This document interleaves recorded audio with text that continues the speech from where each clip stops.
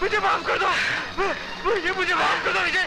मैं सबको सच सच बता दूंगा कि बलात्कार तुमने नहीं, हम लोगों ने किया था, हम लोगों ने बलात्कार किया था। नो मिस्टर विजय सक्सेना, मुझे कानून अपने हाथ में मत लो। अदालत जान गई है कि तुम बेगुनाह हो। रेस्ट एश्योर्ड, तुम्हें इंसाफ ही दिया जाएगा। प्लीज उसे छोड़ दो।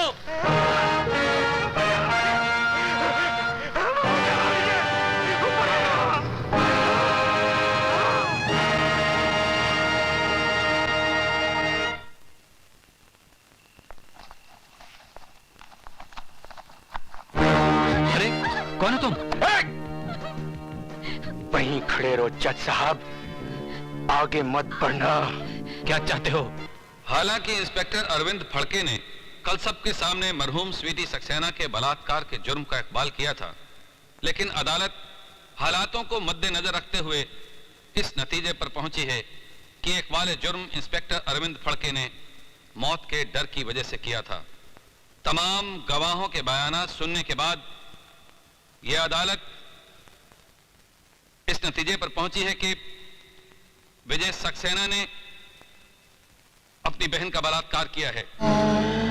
इसलिए मुल्जिम को मुजरिम करार देते हुए विजय सक्सेना को यह अदालत 7 साल कैद की सजा सुनाती है।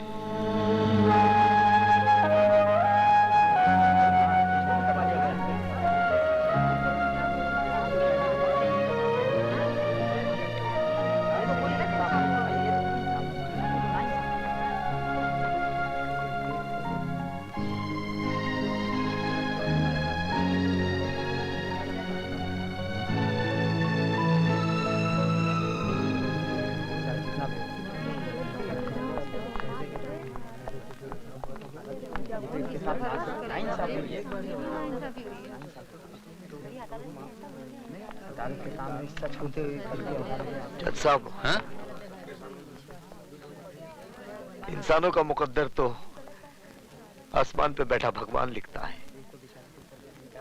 लेकिन आपने मेरा मुकद्दर लिखा है, वो भी जुर्म की स्याही से। आपने फैसला नहीं सुनाया जज साहब, बल्कि मेरे माथे पे ऐसी एक मोहर लगा दी है कि अब कोई भी बहन अपने भाई पे विश्वास नहीं करेगी।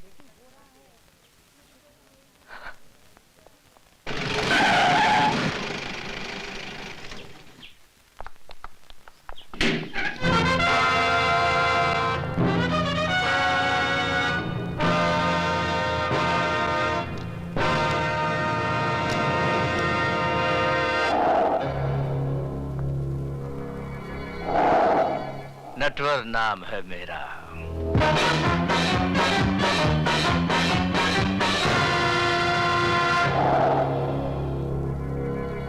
मेरे बाहर आते ही तू अपना नाम भी भूल जाएगा। क्या डायलॉग मार गया?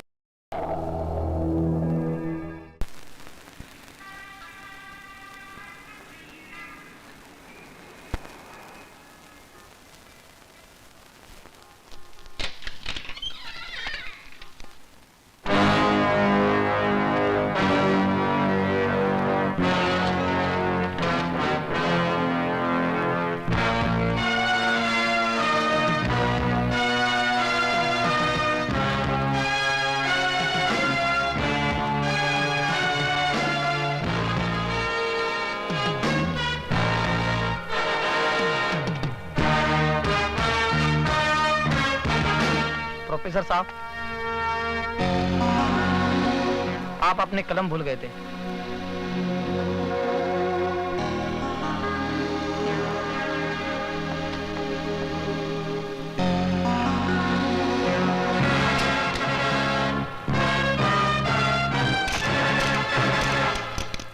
लिखो। माननीय महोदय जी, हमें आपकी भेजी हुई एनसीसी की यूनिफॉर्म मिली। लड़कों की यूनिफॉर्म तो ठीक है, लेकिन लड़कियों की यूनिफॉर्म तो इतनी तंग है, इतनी कड़क है कि संदूक खोलते ही गोली अपने आप चल पड़ती है। आपका शुभ चिंतक राजवंश कोठारी। टाइप करके दस्तखत करवाने के लिए अभी आती हूँ। हाँ, अब तो इस उम्र में सिर्फ दस्तखत ही कर पाता हूँ। जल्दी आना।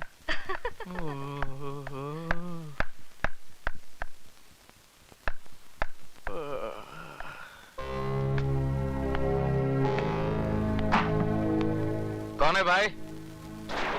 ये प्रिंसिपल का रूम है या पब्लिक का संडास? जब चाहा तब घुस गए। चलो बाहर जाओ और पूछ कर आओ कि क्या मैं अंदर आ सकता हूँ।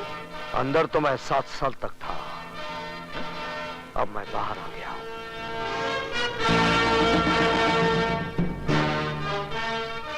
विजय सक्सेना, तुम?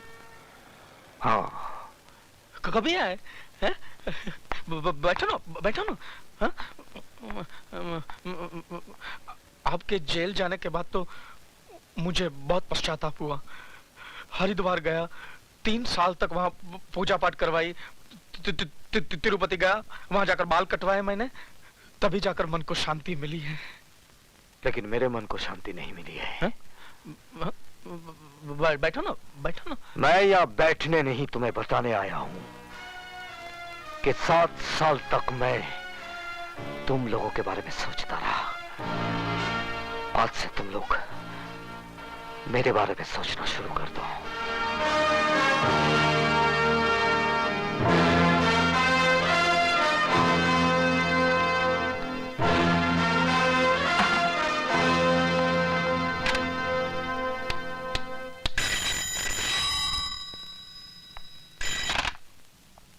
नटवर नाम है मेरा। फौरन बदल डालिए, वरना वो आपका नाम क्या, गांव, पता सब कुछ बदल डालेगा।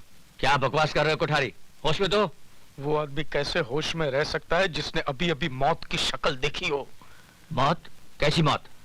विजय सक्सेना जेल से छूट गया है। विजय सक्सेना? क्या हुआ? साहब, हम अपने गांव मेरठ जाना चाहते हैं। क्यों? हमारी माँ की तबीयत बहुत खराब है।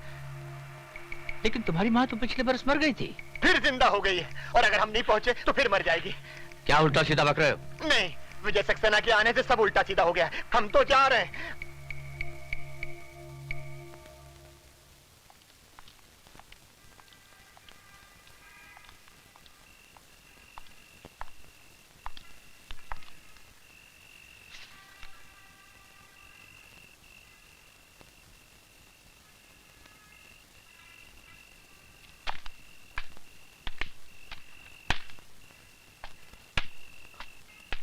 डॉक्टर असलम, तुम यहाँ क्या कर रहे हो? यही मैं तुमसे जानना चाहता हूँ। लेकिन ये खत लिखकर मुझे यहाँ बुलाया गया है। ऐसा ही एक खत मुझे भी मिला है।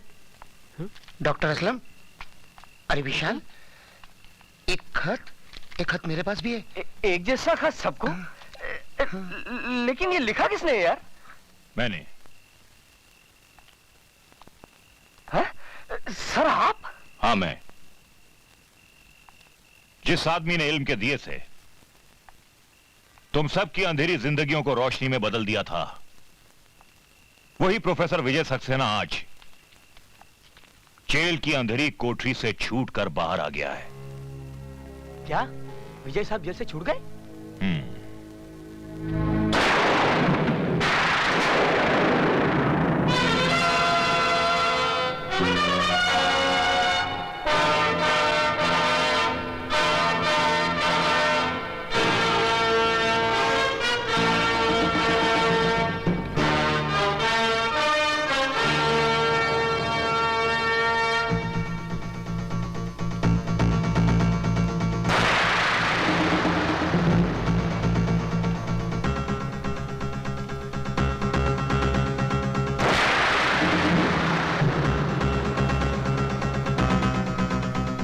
भैया सुबह से भूखी प्यासी बैठी हूँ कि तुम्हें राखी बांधूं और तुम बस बस बस, तेरा भाषण शुरू होता है ना तो रुकता है नहीं। बच्चों का एग्जाम सर पर है, पढ़ाऊंगा नहीं तो चलेगा कैसे?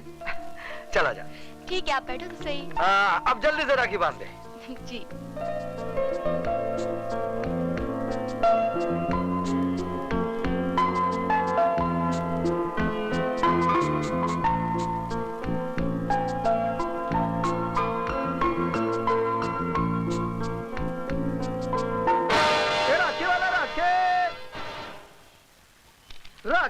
राखे। ए राखी वाले, एक राखी देना। कौन सी दूं? किसके लिए राखी खरीद रही है बेटी? तेरा तो कोई भाई भी नहीं है। माँ, कोई भाई ऐसा भी तो होगा जिसकी बहन ना हो, क्यों नहीं उसे राखी बांधो? ये लो, बांधो राखी।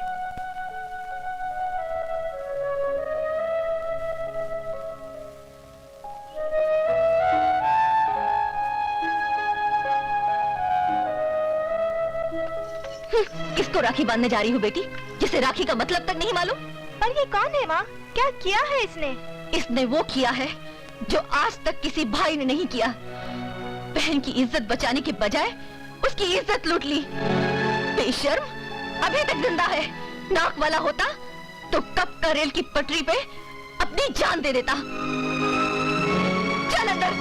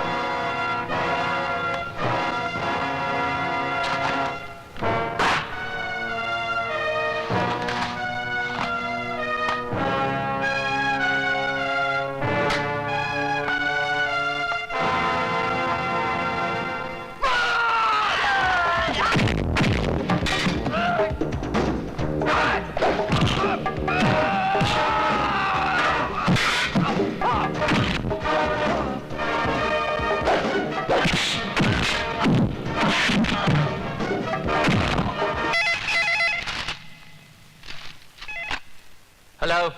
हेलो नहीं, अब हिलो, क्योंकि तूफान सलाखों की कैद से आजाद हो गया है। कौन बोल रहा? अपने बाप का नाम भी भूल गया। कौन? विजय? हाँ, विजय सक्सेना। अपने बीवी बच्चों को जी भर कर प्यार कर ले, क्योंकि बहुत जल्द तेरी बीवी बेवा और तेरे बच्चे यतीम हो जाएंगे। मेरी फिक्र छोड़ और अपनी सोच। मेरे आदमी तुझे चींटी की तरह मसल देंगे। तुम्हारी चींटियां हाथी के पांव के नीचे आ गई हैं। अब तू उनकी शक्ल भी नहीं पहचान पाएगा, समझा?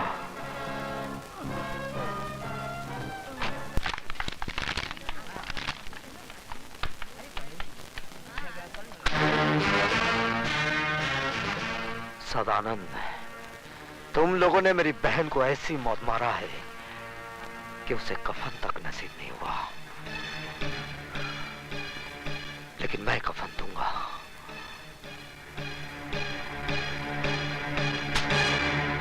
आज ही कफन खरीद ले, क्योंकि कल का सूरज तू देख नहीं पाएगा।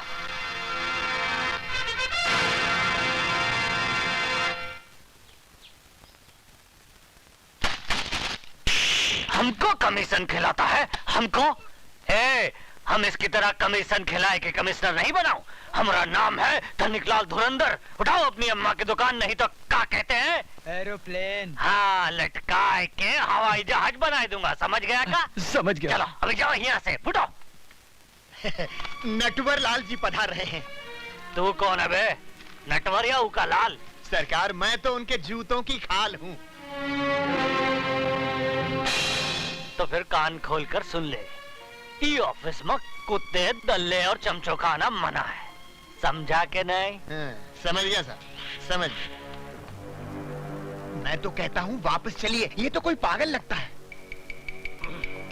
अरे नटवरलाल नाम है मेरा। तो क्या करूं हम? अपना नाम बदल लूं? नाम नहीं, अपने काम करने का ढंग बदल गया। ढंग नहीं, हम तो लोगों का रंग बदलता हूँ। बोलो किसका रंग बदलना है? विजय सक्सेना का। तुम में से कौन है? हम लोगों में से कोई नहीं है, हम लोग तो शरीफ आदमी हैं। तुम लोग क्या शराफत का सर्टिफिकेट साथ में लेकर घूमते हो? हैं? मैं बताता हूँ, विजय सक्सेना एक सजा याफ्ता मुजरिम है जो 7 साल की कैद काटने के बाद कल ही जेल से छूटा। अरे तो हम अभी मैंने अपनी बात पूरी नहीं की कमिश्नर। हाँ तो बोलो। और यहाँ होते ही उसने हमारे इस आदमी को जान से मार डालने की धमकी दी है। ये तुम्हारा आदमी है? तो तुम का इसकी औरत हो? मिस्टर कमिश्नर, चिल्लाओ मत। हम कोई कमीशन खिलाकर कमिश्नर नहीं बना हूं। विशाल। Yes sir. इनका रिपोर्ट लिखो और विजय सक्सेना को फौरन गिरफ्तार करो। सर, मैंने आज सुबह ही मिस्टर विजय सक्सेना को गिरफ्तार कर लिया है। क्या? देखा हमारा डिपार्टमेंट का कमाल। हम कोई कमीशन